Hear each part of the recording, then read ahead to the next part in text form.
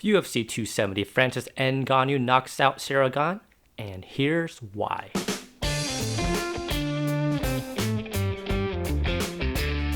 UFC 270, we have the big boys coming out to play. We have Francis Ngannou defending his heavyweight belt against undefeated Ciryl Gane. Now, a good rule of thumb when it comes to UFC fights, if it looks like Francis, walks like Francis, hits like Francis, it's going to knock you out like Francis. Francis is a monster. He's a beast. And he's knocked out everyone. If you look at Francis's last 12 opponents, he's knocked out 10 of them.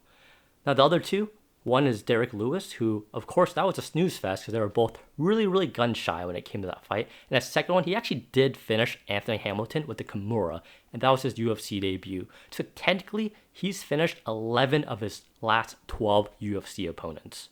Now, when it comes to his road to victory against Gane, I know this, you know this, he knows this. He needs to drop that nuclear bomb and knock him out.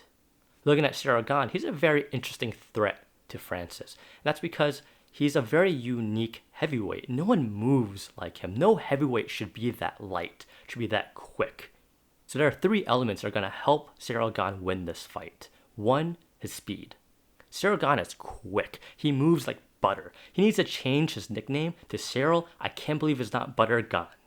And this is going to be very beneficial in his fight against Francis because he'll have this ability to avoid those power punches that Francis is going to throw at him, but also step in and piece Francis apart, take him apart little by little. And he needs to do this for 5 rounds, which is why the second element that's really important is his cardio.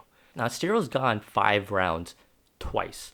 Once against Volkov and a second time against Rosenstruck. So he's gone 5 rounds. We know he doesn't get tired. We know he's not going to gas out. We know he's going to have this ability to dictate the pace and push the pace for all 5 rounds of Francis.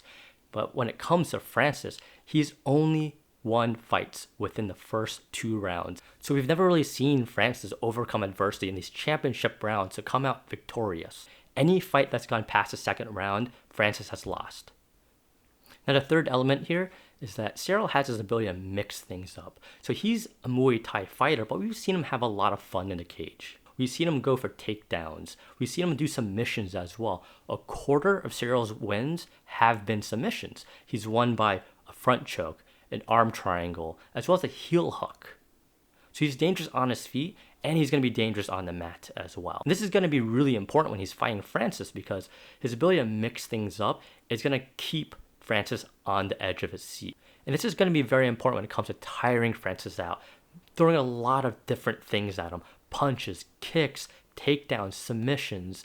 And this is going to keep Francis guessing so he can never really plant his feet to throw that power punch that's going to be needed to knock out Ciryl. So Ciryl actually has many avenues to win. He can win by decision by just picking Francis apart for all 5 rounds, and he has the speed and cardio to do it.